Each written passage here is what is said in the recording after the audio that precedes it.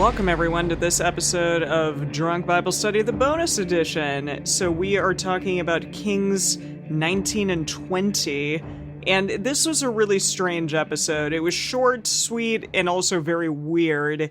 We don't quite know what happened all the time. I don't know. I at least had moments of what is going on here. I don't know about the two of you. It was wild. It was like a trip. Yeah. It's just strange things occurring and not really a huge amount of explanation for them.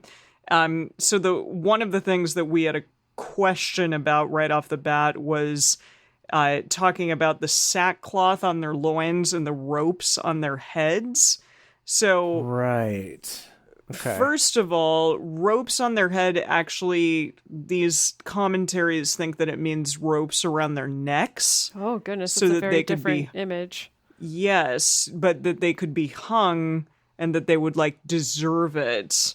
And essentially it's there to be there essentially if somebody wanted to hang them. So they're surrendering. Yeah, surrendering. I guess there's a long tradition of, that's why you bow to a king, right? Is that it's you're presenting your neck. That's true. Be chopped, to be chopped. And so I suppose it ties to that tradition of I'm truly so vulnerable, I'm presenting myself and letting you know you could kill me if you wanted to. Yes. And so the sackcloth on the loins, this says that it's a garment of humiliation and mourning.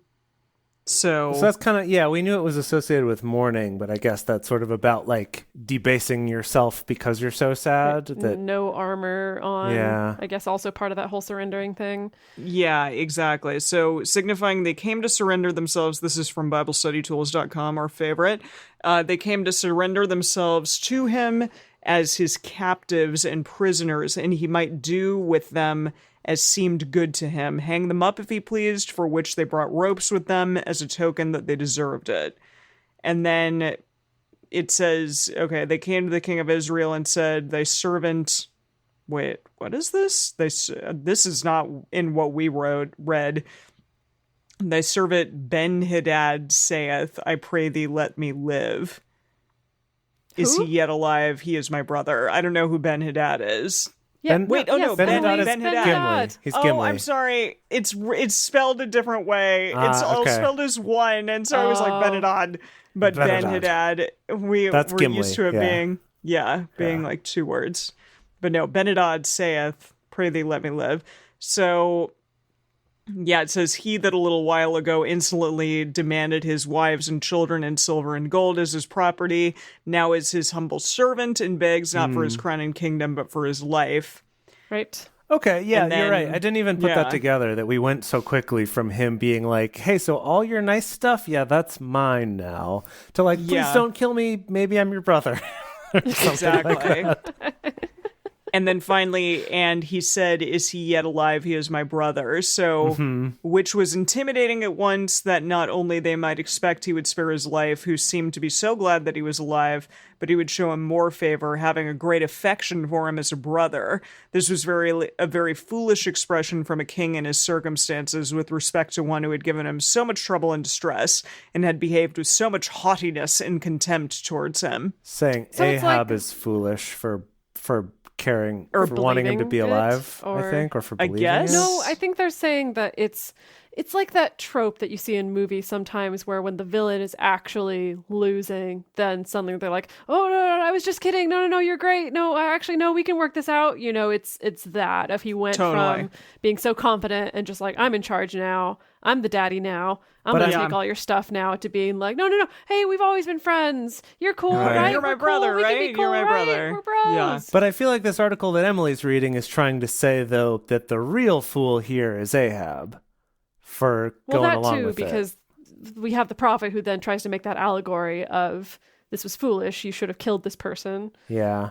Yeah, something else, this is from BibleHub.com. It says, it would appear from the language of verse 33, 33. We haven't gotten to verse 33. Okay, yeah. Verse 33. If Ahab's army was now besieging the palace, he himself may have kept at a safe distance from it. Sure. I mean, isn't that normal king behavior during battles? I suppose, often? yes. To stay that back? makes a lot of sense. They were completely at Ahab's mercy. Yeah. Okay. All right. Well. So cool. It's just some interesting stuff. It just feels like more of this whole like double standard, and you'll just bring up whichever examples are convenient for whatever point you're trying to make. Sure. Whether like forgiveness is the thing we praise or just ruthless killing is the thing we praise. Right. We could interpret this story as go either Ahab way. being so forgiving and so wonderful, like David did with several of his enemies. Yeah. Right. Yeah. Well, but he didn't kill them, right? Not not David. I'm talking about. Well, I'm sorry. I'm talking about this guy. Yeah, Ahab. Right. Ahab did not kill. Yes, Ben-Hadad. and the moral of this story is supposed to be that he should have, even though he did the same thing that. Which similarly we had the story where Saul didn't kill every single man, woman, and child, and that was also bad. That became an issue for God. But then we have had other times where people have been more merciful, and that's been okay. So it's just not consistent. It's hard to know. No, it isn't, which is unfortunate. I wish that it were consistent. So then that would probably be easier for all the people reading this book too. Right. Oh well. So it's interesting because that's actually kind of similar to what was coming up when I was trying to look up the things about the when Brad Pitt showed up and was like, "I want you to hit me as hard as you can." And so I was trying to look that up, and this is fun because I found two totally different types of responses to this. So the first one came from the Bible Hermeneutics Stack Exchange, which we've talked about a little bit before. Love that corner of the internet. Real Bible nerds up in here. So someone brings up this question of like, hey, so like, what's the point of this guy needing to get punched in the face, right? Yeah, like truly, what is the point? And they talk about the whole story, and they're like, you could take out that whole thing about him getting the one guy killed by a lion and then the other one hitting him, and it wouldn't change the story at all. So like, why though? And we wouldn't have had to kill someone with a lion. So then use a lion for killing. Yes. Okay. So then the questions basically range from kind of saying like, okay, the issue is that story is more just about not obeying God. And if you don't do that, you get killed by a lion. Okay. And as to why did the prophet need to get hit, it's apparently that it's not that he needed to be punched, but actually hit with a sword so that he had a wound, so that his story of being in battle was believable. I think that's... Well, yeah, and that but makes that's some my sense. whole thing, though. But then why lie about being in battle just for the sake of this allegory?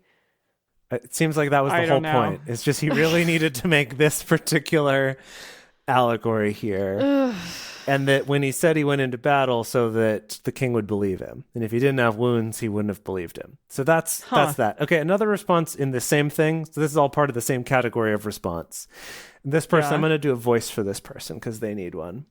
Okay. Well, that is an excellent question. To answer this story and several of the stories throughout the Old Testament, you must recognize one of the main principles of the Old Testament. The children of Israel suffer from two significant sins. Oh my God, I'm going to punch this guy in the face. Right? The first that is a sin... great actually, the first sin is idolatry. The second great sin was a lack of obedience to the word of God. I mean, even modern day Christians today struggle with the requirements of obedience to be a faithful follower of God in Christ. This is best summarized, and then they bring up some other verses of similar things, right? So, okay. So one answer to the question is, it's about being obedient. Obviously, you just need to do it. Ignoring the fact that this goes directly contrary to just a couple episodes ago when someone believed the words of a prophet and then were killed for believing them. So, like, by a lion also. Right? Yeah, which is interesting. So what's up with that? And that's the funny thing is... I think the lions and the prophets have some kind of shady backdoor deal going on, actually, honestly. Yeah, just whatever the prophets feel they need to really get out there to the world at that particular day. The lions are their hitmen.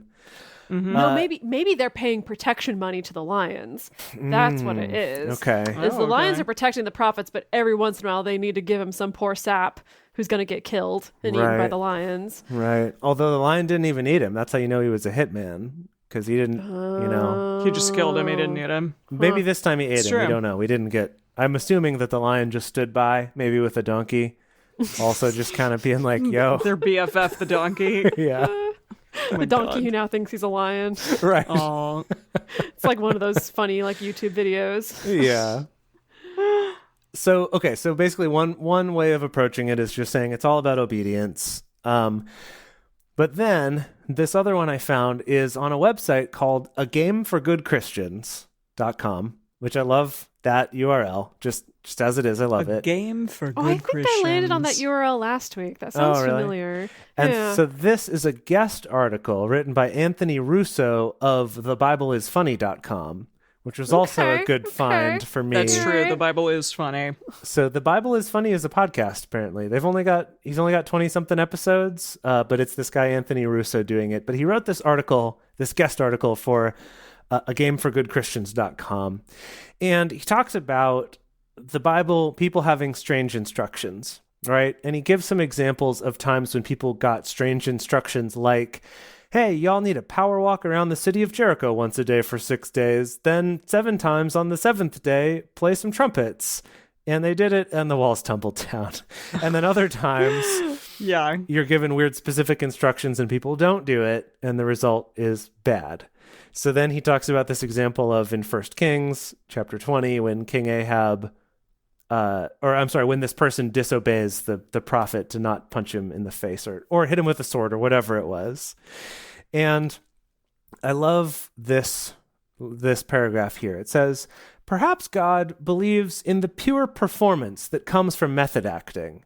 Or perhaps God knew that this particular prophet was a bad actor and wouldn't be super convincing otherwise. Regardless, God instructs this prophet to have another prophet. Apparently, a lot of people seem to agree that this other person was a prophet, even though we didn't get that in our translation. The one that he asked to hit him. Again, with the prophets commanding other prophets and like whether or not you believe them or not. Anyway. So he wanted to hit him in the face, right? Okay, so we got all that part going on. God had a plan for how this whole King Ahab condemnation / roadside performance art piece was going to go down. And this other prophet didn't want to play his part. Probably because outside the confines of some kind of prophet fight club, which we would never know about because, of course... Boy. Very clever. Because, Very of course, clever. no one would have documented it because rule number 1 of Prophet Fight Club is... Yes, of course. Never talk about it. The whole thing seems pretty bizarre. Anyway, he goes on to talk about it, and he says, the neat thing is that we don't have to do what God is asking us. We don't have to jump in a muddy river 7 times, or stroll around a city for 7 days, or punch our friends in the face. We have free will, and that's how God made us. But God also made lions, so choose carefully. Wow. It's good. Very clever. So that's great. kind of the range of responses that I found for that one. Okay. Amazing. Alrighty. Wow. Okay, so let's talk about some oxen, shall we? Okay, Sure. yeah. 12 of them? Or no, 24 of them. 12 pairs. Anywhere between 12 and 24 oxen. Take your pick. Okay. All right. So, of course, when we're looking up stuff for this show, there's always the initial slog through all of the evangelical Christian interpretation of the moral of some of these stories, you know, which is sometimes helpful. Most of the time doesn't answer our questions of like, wait, but actually what happened, you know? But I will say there was this funny phenomenon that I found in looking up this particular story of specifically Christians who have blogs where the URLs are just their names. And they've all written about this story. DedekerWinston.com. Well, so the I'm Bible. like SharonJanes.com came up, and then TerryBroadwater.com came up, and then KathyHoward.org came up. Apparently, Kathy Howard is a nonprofit organization. Yeah. Cool. You know, all these people writing about this particular story, and of course, it's all pretty much the same moral that people are interpreting of like, this is a sign of commitment, right? That Elisha kills the oxen, burns the plow, sacrifices it, gives it all to his people, and it's like, you need to stay committed. That's what it means to be a Christian. Like the throwing your hat over the fence kind of thing. It's like, well, there's no going back now. Yeah. Okay. Throwing the hat over the fence. And it's just really funny, like in one of his blogs on TerryBroadwater.com's interpretation of this, he has some headings in his blog, like to follow Jesus, I must leave some things behind. And then he talks about that for a little bit. And then later it's to follow Jesus, I must kill some things off. I'm just like, whoa. Jeez. Yikes, bro. Wow. Okay. He's like, and that's why I killed my dog and boiled it and gave it to my neighbor. Yeah, seriously. Like, Goodness. Oh, sad. I know. Terrible. Okay, so once I got through all that riffraff, then we're starting to get into some of the real answers. Okay. Now, something interesting that I found is if you remember, Elisha's like, yes, I'll totally follow you, Elijah. Let me go kiss my mom and dad.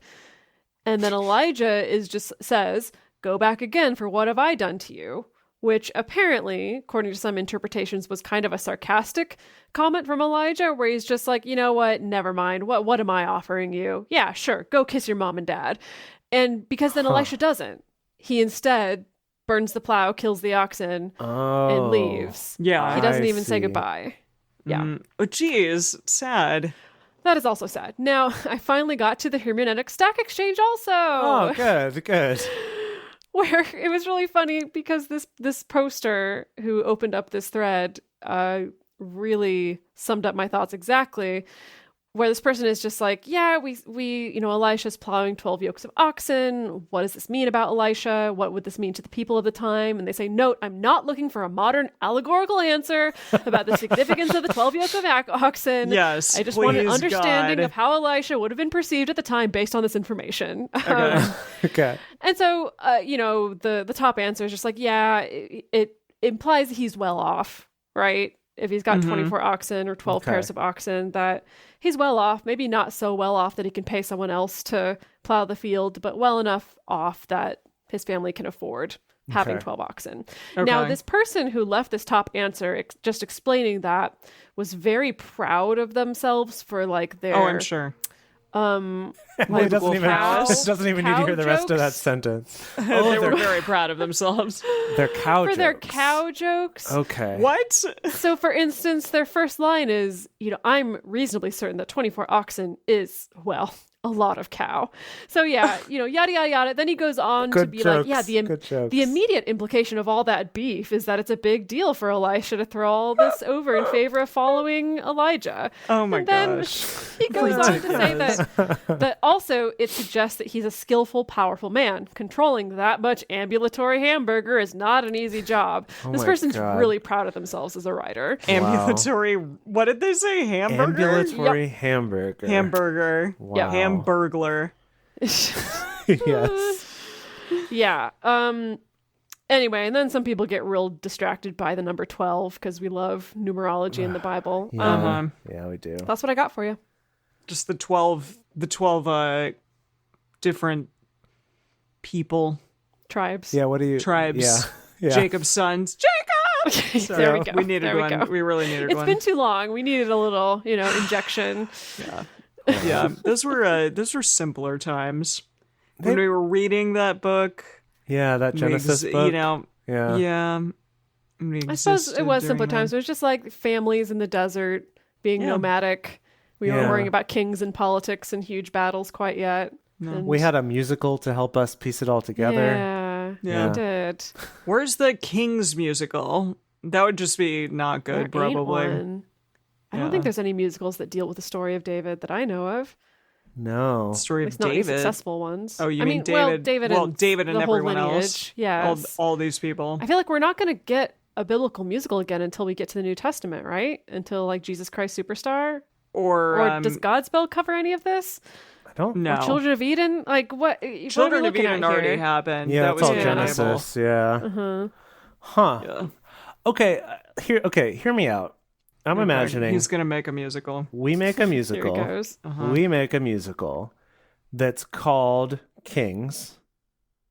And it's sort of like Songs for a New World or something, where it's not like a plot New like King. there you go. Yes. Yeah. I had a kingdom while you were gone. Right? Oh And, my like gosh. you have all these I love it. Yes. but it's like different songs from different of the kings or the characters or things like that can kind of tie together, but it's not like it's more like a what's the word? Like an operetta. So rather than being like a full-on story that's staged, it's more just like some vignettes and things from the story of the different kings. Maybe we could rope in some judges and kings. Yeah.